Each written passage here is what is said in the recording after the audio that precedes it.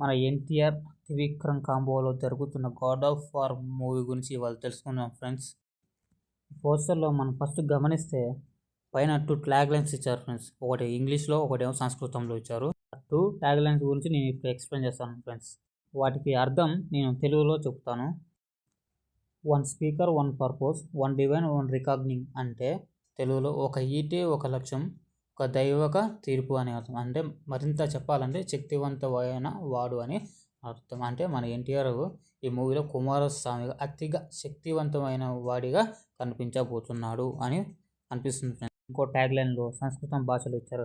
దాని అర్థం ఏమిటంటే, ఓం నాకు శబ్దగానం తెలియదు, అర్థం కూడా తెలియదు, పద్యాలు రచించడం తెలియదు, గద్యం చెప్పడం కూడా తెలియదు, అయినప్పటికీ 6 ముఖాలు గల శ్రీ సుబ్రహ్మణ్య స్వామి నా హృదయంలో ప్రకాశింపబడ్డాడు. అందువల్ల నా నోటి నుండి ఆశ్చర్యకరమైన దివ్యమైన మాటలు స్వయంగా వెలువడుతున్నాయి అని మా త్రివిక్రమ్ శ్రీనివాస్ గారు ఈ పోస్టర్లో వదిలారు ఫ్రెండ్స్.